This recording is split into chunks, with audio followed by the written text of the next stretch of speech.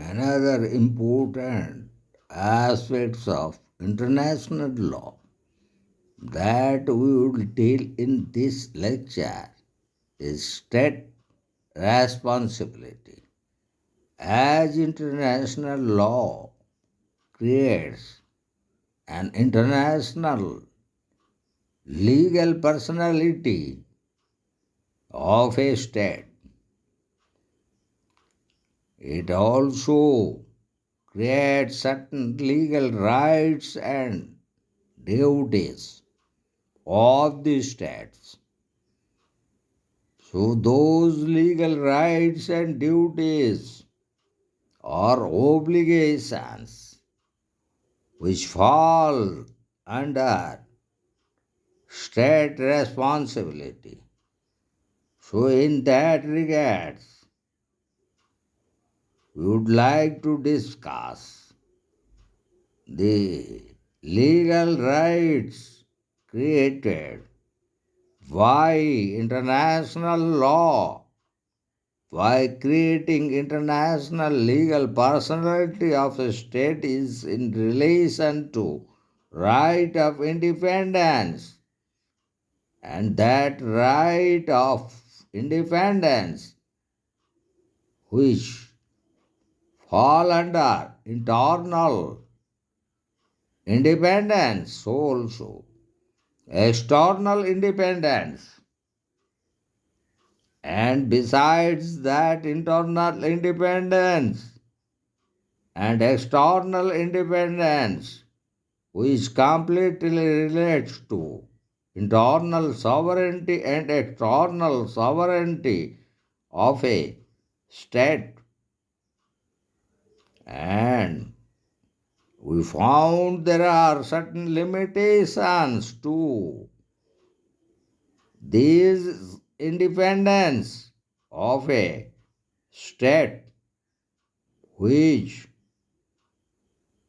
have been enjoying international legal personality, and such limitation on that those aspects of independence are the bilateral treaties which are signed by the independent state with another independent state, and such conditions of that bilateral treaties compel an independent state towards its obligations to respect the conditions of that contract reached with another independent state.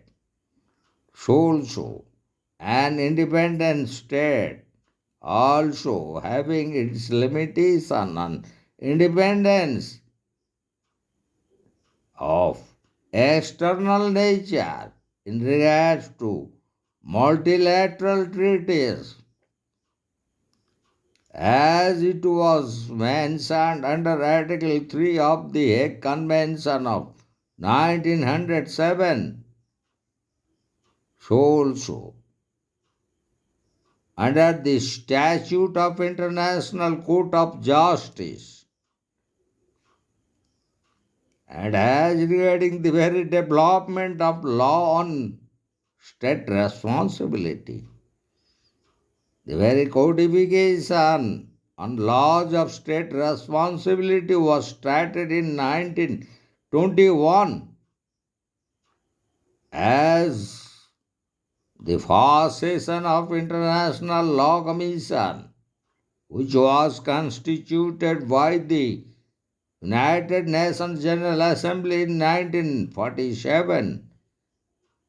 The first session of the first International Law Commission was held in 1949, which was devoted on regards to state responsibility. So also the General Assembly resolution in 1953 also carried out those drafted laws by the International Law Commission in 1949. But the very work of implementing those drafts of the International Law Commission was started in the year 1973, and in 1975, finally, the United Nations General Assembly reached a decision in regards to those recommendations made by the International Law Commission in 1949, and the very resolution of the General Assembly which was adopted in 1953, and those decisions in regards to state responsibility was divided into three parts. As regards to part 1, it was on origin of international responsibility, and part 2 was regarding context, the forms and degree of international responsibility of a state to be determined, and part 3 was regarding settlement of international disputes and implementation of the international responsibility of a state. And finally, in 1980, some of the articles of Part 1 and Part 2 dealing relating to the very forms and degree of international responsibility of a state, and also in regards to the very origin of international responsibility were adopted, and the provisions relating to Part 3 in regards to settlement of international disputes and its implementation in regards to international responsibility is in a process gradually going to be adopted. So, it could be on the basis of acts of a state and the acts of its individuals. So, the executive head of the government and the national legislature. But in case of minor public officials, the state is indirectly responsible.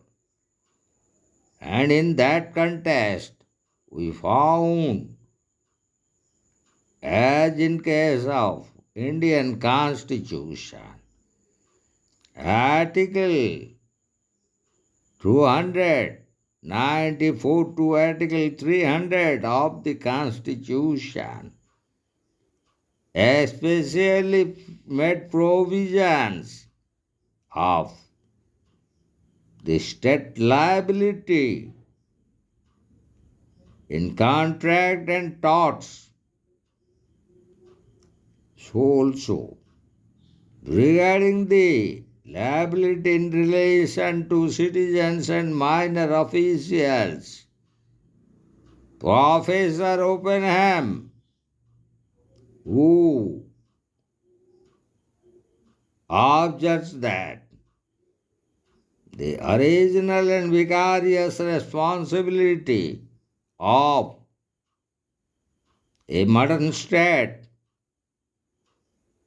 in regards to international community.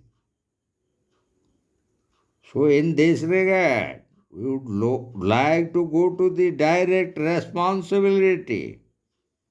And when the question of direct responsibility arises, it relates to the various organs and agencies of the state or the Organs such as the executive, legislature, and judiciary, and all the instrumentalities of an independent modern state. So also, international delinquency and international crimes. Besides that, certain indirect responsibilities also fall under state responsibilities. So, we would like to discuss about the direct responsibilities of a state or an independent state as a member of United Nations organization or of international organizations, institutions and specialized agencies as due to the creation of international legal personality of an independent state. So, among the direct responsibilities of an independent state, would like to discuss the executive and administrative functionaries' responsibility, which falls under direct responsibility of an independent state. In that connection, we would like to discuss the example of the Iranian president's views on Israel and on nuclear enrichment by Iran. So also, the Hamas governments of Palestine and Jerusalem, the opinion on the formation and continuation of independent Israel. So also, under direct responsibility falls the diplomatic envoys. So the Iran's representative in United Nations Organization and in International Atomic Energy Authority, the expressed views of the Iranian ambassadors or representatives could be considered as their direct responsibilities, and also the views expressed by the diplomatic envoys of Pakistan and India in regards to espionage and spying also fall under the direct responsibility of diplomatic envoys affecting international law. And after that, we will go to examine the role played by armed forces, which would held and fall under direct state responsibility. So the shooting down of the South Korean aircraft in 1983 by the Soviet Union government and the acts of United States of America and United Kingdom forces as they intervene and substantially played their role in Iraq and Afghanistan in the 1980s and 19 would also fall under state responsibility through armed forces. And now we'll go to another important field of direct state responsibility, and that is the role played by the judiciary. In particular, we would like to cite the very example of Abu Salam and Monica Vidhi as they fled to Portugal, and India as was not having a extradition treaty with Portugal.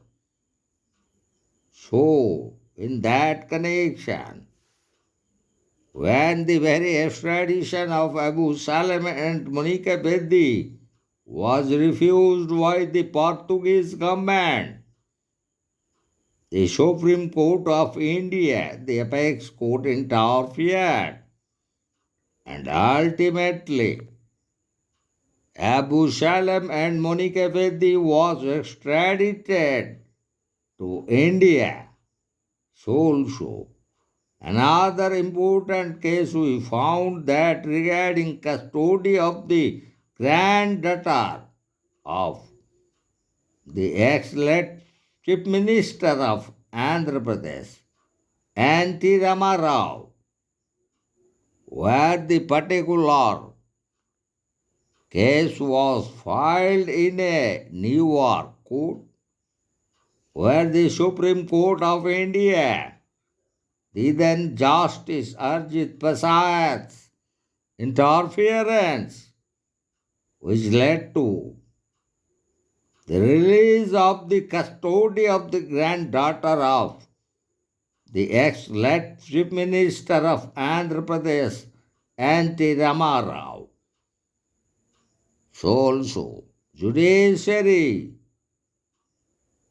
played a vital role in the field of direct state responsibility, and also in some context we found the units and provinces of federal state, they also determined and played vital role in determining the state responsibility under the direct responsibility of an independent state.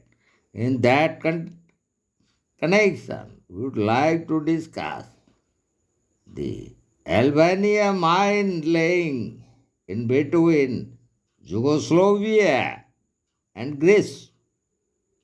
So, these are the instances and factors that we have discussed in regards to determining the direct responsibility of an independent state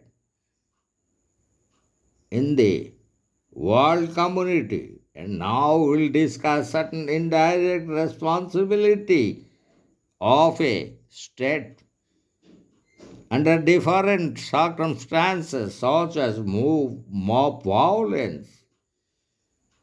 So when the Iranian Revolution under Ayatollah Khomeini in 1979, it almost grabbed the entire Middle East. So the revolutionaries, through mob violence, held the embassy, staff and members of the United States of America in Tehran as captive. So in that connection, it was the indirect responsibility of the state of Iran. So also, sometimes insurgency and civil wars could be considered as indirect responsibility of an independent state, as it was happened in case of Iraq under Saddam Hussein, also in Nepal and in Afghanistan in the 1980s and 1990s. And sometimes we found also the indirect responsibility entrusted on the corporations, and such corporations, as for example, in the 1950s, the British Petroleum and its responsibility and liabilities were held in the case of Iran, and also the principle of strict liability, which was modified to as absolute liability by our apex court or Supreme Court in relation to the Union Carbide, which caused the Bhopal gas disaster in 1984, where the multinational corporations were held liable, and as multinational corporations are parts of independent states, as they were licensed and permitted by an independent state. So the multinational corporations indirectly would be held as state responsibility. And in that connection, we would like to discuss some important leading cases. So, in that regard, first we would like to discuss the Trail Smelter case in 1920, where the Canadian company was engaged in melting lead and zinc, which resulted in the emission of sulfur dioxide, and that sulfur dioxide, which was went to the Columbian River, ultimately reached to state of Washington in United States of America. So United States of America made the claim of damages of $350,000 up to from the year of 1931 to 37. So ultimately 78,000 were awarded, and it also determined the state responsibility of an independent state. And the next important case relating to state responsibilities, the Barcelona traction case of 1911, where a Canadian company engaged in Spain, and of the company's shareholders were the Belgians. So, the Spanish Civil War of 1936 is also an important aspect of determining state responsibility. So the damages and compensation in regards to Carrefour Channel case in 1949 where Albania mine laying was held liable under international law. So the state of Albania was held responsible. And in the same way, we could cite the example of the Latin American state of Nicaragua, where the military and paramilitary activities conducted by the Western powers, exclusively United States of America, in 1986, where it was held that the American authorities and the Western states were held responsible, and was another kind of state responsibility.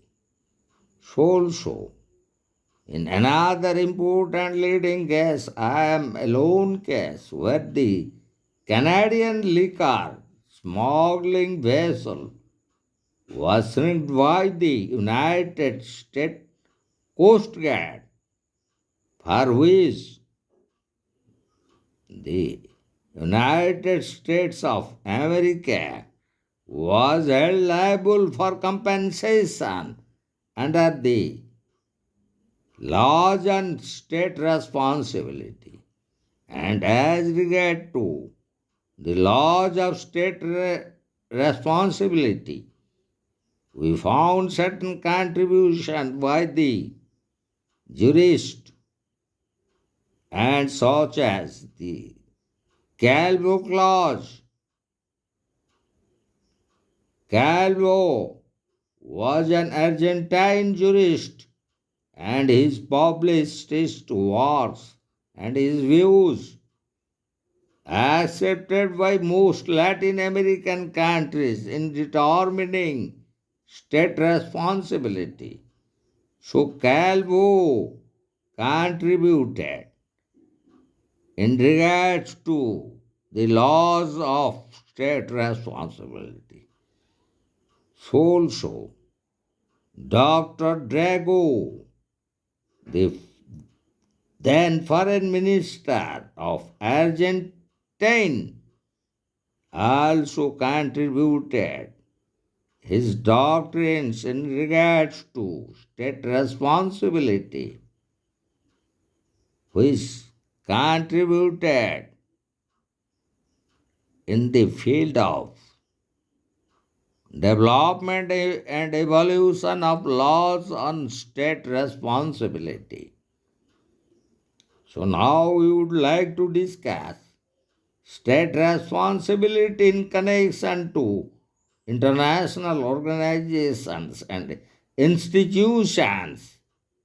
So in that connection, we would like to discuss the very event of 1948 which was happened in Jerusalem, where the Security Council observers sent by the United Nations organization were murdered, for which Israel Israel was held responsible. So that was an instance of holding state responsibility. And now we would go to discuss certain consequences of state responsibility. So one of them is restitution. Here restitution exactly as a consequence of state responsibility. The state which violates its jurisdiction and violation of international law, it could restore the same, or it could express its intention not to commit this omission and commission of the same violation, or it could rectify such violation. And as the second consequence of state responsibility, it falls under indemnity. Here, indemnity as regards to state responsibility would be the reparation and compensation that must be tendered and given by the state which was responsible for the acts committed due to its negligence or by its officials or individuals committing damage, destruction, loss of properties, etc. And finally, the consequence regarding state responsibilities in relate to international delinquency.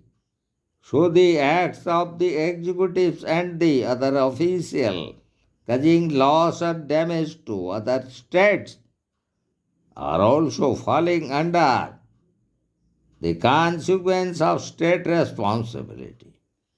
And besides that, as we found, there are some international crimes for which the state would be held responsible as regards to apartheid as it was practiced by the South African government and its authorities. So the state of South Africa and also in case of the former or the then Rhodesia, and now it is named as Namibia, were held as responsible under the very clause and jurisdiction and scope of state responsibility. So also, a state could be held responsible on the grounds of practicing slavery or genocide or colonial domination. So, some of the states which were practicing slavery, it would be held that the state is responsible for any practice of slavery. So also in case of genocide, and as we have already discussed, the committing of genocide by the Nazi regime under the late German Chancellor Adolf Hitler and by the fascists under the Italian fascist leader Benito Mussolini, and also the genocides committed by the late ruler of Cambodia, Pol Pot, and also by the ex-ruler of Iraq, Saddam Hussein. So all these fall under international crime. And besides that, some other responsibilities which could continue and fall under state responsibilities such as relating to terrorism human rights violations, and environmental pollution, and in regards to terrorism, as most of the states in Middle East and some of the independent states in Asia, such as we could cite the example of Pakistan or Afghanistan, and also in regards to certain Arab states such as the Palestinian government of Hamas organization, and also in Yemen, and in particular to certain terrorist organizations operating its network, even from Libya to Lebanon, and from Iraq to Pakistan, and also in Iran, where the state would be held directly responsible for any act of omission and commission of international crimes, and also in regards to violation of human rights. Besides that, in regards to environmental pollution, almost all the developed countries in the world, from United States of America, all the Western countries in Europe, United Kingdom, France, German, Italy, and also some of the Asian countries including Japan and China and South Korea, even India, were to be held liable in regards to air pollution, water pollution, and also in regards to soil pollution and the impact on the biological and geological species. So, all the activities of industrialization and development, both by the developed countries and the developing countries like India and China, would be held as is under state responsibility in regards to environmental pollution. So, in connection to state responsibility, we have discussed from the very aspect of how a state received and achieved international legal personality by which it automatically got some legal rights and responsibilities, and what are the limitations on the legal rights of state responsibility. So also we have discussed the various factors regarding direct responsibility and indirect responsibility of a state.